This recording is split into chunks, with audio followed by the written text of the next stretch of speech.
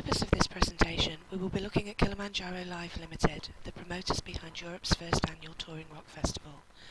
Kilimanjaro is a relatively young company, being formed in 2007, with the first Sonisphere festival being held in 2009, when it took place in 6 different European countries. This increased to 11 in 2010 and 2011.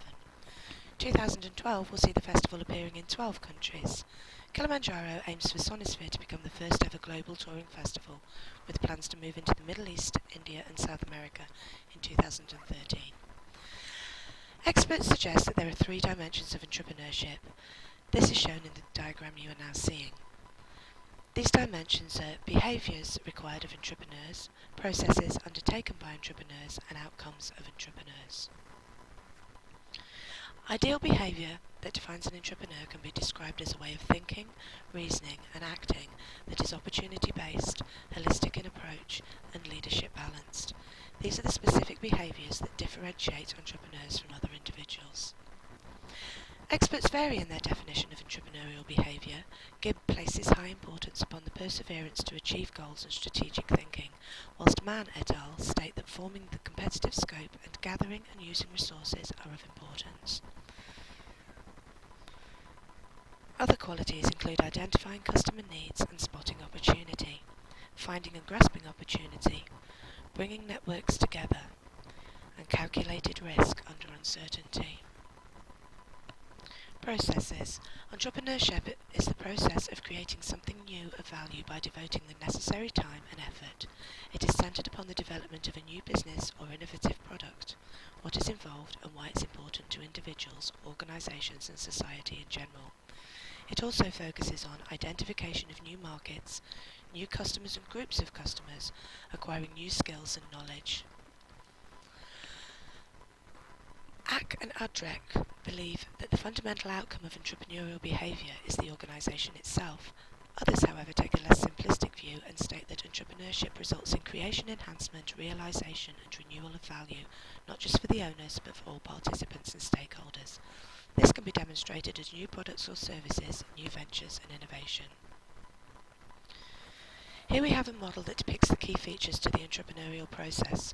Entrepreneurial process is opportunity driven. Opportunities come from ideas when the ideas match the needs and desires of customers or customers can be persuaded that they do. Creative potential is the ability to generate and then exploit novel and valuable ideas or opportunities. This then leads to the possible discovery of an innovation, product or service. However, the opportunity needs to be evaluated and decisions made on how best to proceed.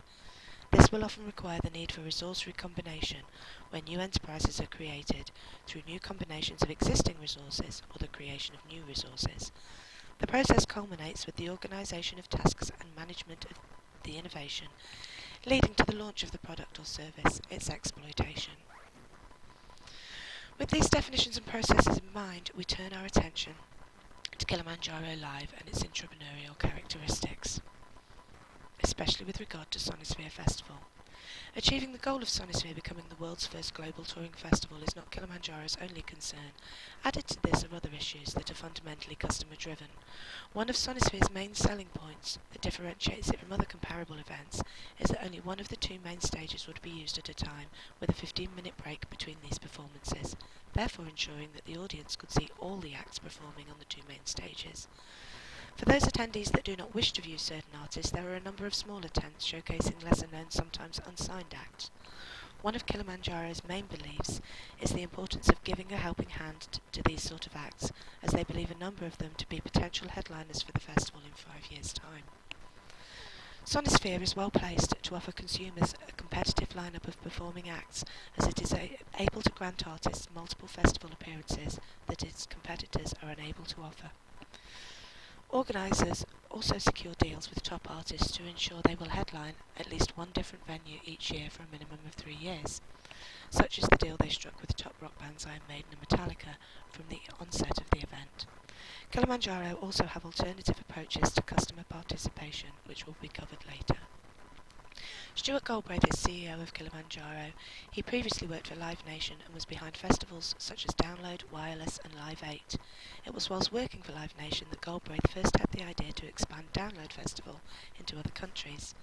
Live Nation were not responsive to this idea, and shortly afterwards Galbraith was fired from his position at the company. Galbraith refuses to discuss the reasons behind his dismissal, but it is possible that the company did not appreciate his entrepreneurial flair. Galbraith has been working in the industry for 30 years and has demonstrated understanding and experience of opportunities and possibilities in live music. Corporate venturing. This involves a structured relationship between large established companies and smaller, usually innovative firms. Kilimanjaro Live is a joint venture with AEG Live, the world's largest promoter. This association benefits from high levels of trust and loyalty with strategic objectives for both companies. Kilimanjaro Live acts independently throughout Europe and the UK. It behoves us to keep as many partnerships as independent as possible because of the competition between us and Live Nation, said Randy Phillips, CEO of AEG. This statement demonstrates the trust and loyalty AEG has in Galbraith and Kilimanjaro, and also its reasons for doing so. Previously we discussed the beliefs and traits that define an entrepreneur. From what we have learned about Galbraith, these are the characteristics that can be applied to him. Strong drive, good organiser, vision, persistent, resourceful, bold, strong moral values, risk-taker.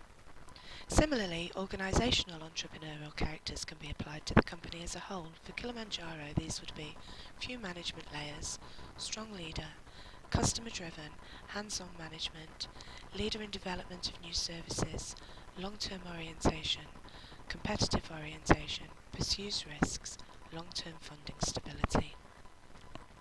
Vision. An image projected in the future of the place we want our product to have in the market, as well as the image of the type of organisation we need to achieve these goals. This is a shared mental image of a desired future state. It is inspiring and motivational. Values. Core belief upon which the organisation is based. Entrepreneurial values may include creativity, integrity, perseverance, individualism, achievement, accountability, ownership, and change, amongst others. Wise entrepreneurs pick values that propel their companies to higher levels of performance.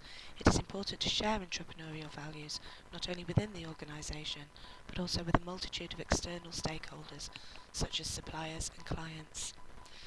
It is therefore possible to describe those attributes of vision and value that can be applied to Kilimanjaro. They are as seen. Intimacy is included here, as Kilimanjaro currently only has approximately 20 employees. Galbraith likes to call the company a boutique promoter and has stated that he does not intend to ever exceed 30 employees. Here are some definitions of culture. It is also the basic beliefs of the organisation and how its members behave. In order to develop an entrepreneurial organisation, it is imperative to establish an appropriate culture on which to build. Competitive advantage to differentiate the organisation from the competition is highly important. This model shows how culture is influenced by many of the attributes we have already discussed. Values, behaviour and processes, both cognitive and organisational, all impact on and influence the entrepreneurial culture. The term innovation comes from the Latin innovare, meaning to make something new. Creating and exploiting new ways of doing things, resulting in better products and services, systems and ways of managing people and organisation. Innovation can only be said to have taken place after the event, its outcome phenomenon. Using these definitions, we can move on and examine innovation at Kilimanjaro. Kilimanjaro Digital Director Steve Jenner is very involved with innovations in digital technology that will aid in the festival and live music industry. Last year, Kilimanjaro were finalists at the Digital Entrepreneur Awards. They were selected for being widely regarded as one of the most connected festivals with regard to customer base, related mobile applications, and stickets. This is a USB stick that replaces traditional paper tickets. Jenner is also backing the use of RFID, Radio Frequency Identification Device, technology. This is a microchipped festival wristband that would not only be proof of entry to the festival site, but also act as currency once inside, therefore eliminating the need to carry money. Kilimanjaro also has a very close relationship with its consumers via online applications. It welcomes feedback and suggestions from social media sites and online forums. Online broadcasts of previous festival performances, backstage footage interviews with organisers, as well as bands, are constantly streamed via MUZU TV. Speaking to IQ magazine, Jenna stated, "We are of the view that social media is not an add-on. Our mindset is that social has to be a part of everything." This model shows the dimensions of innovation. We can see that it compares innovations on a system or component level against an incremental to radical change to determine where innovations lie. Kilimanjaro Live can be placed within the midsection of this model. Their innovations are certainly not radical, but the innovations being employed by Jenna place them within the new generations category. With regard to the component level, Sonisphere Festivals has issued some new components for existing systems. This model of entrepreneurship shows the processes that need to be undertaken in order to create value. Applied to Kilimanjaro, these are as follows. Recognise opportunity. The opportunity to develop the festival, desire of attendees to see the main lineup of acts, desire for alternative acts, opportunity to employ new technology. Find resources. This includes the strategic backing from AEG, venue selection, contractor selection. Develop venture. Continued expansion across the globe and their continued work with technological developments. There is possibly no better way to get an insight into Galbraith and what he has achieved at Kilimanjaro than to heed the opinions of those who work closely with him within the events industry. Here are some of them. Fiercely competitive, ambitious, open to new ideas, very much the successful entrepreneur. Very innovative businessman and promoter with lots of new ideas and concepts. Never stopped innovating in the entertainment industry. His loyalty to those who work hard and deliver a great service is unquestionably a principled quality. Considering everything that's just been said, here are some questions that could be posed to Kilimanjaro. Is the prospect of a global festival really feasible, considering the differences in laws, rules and regulations, not to mention cultures of different nationalities? And could the introduction of the USB stick ticketing help to reduce levels of ticketing fraud, or will it be a loophole that will see it increase? Can Galbraith realistically keep its organisation under the maximum of 30 employees as the festival venues increase across the globe?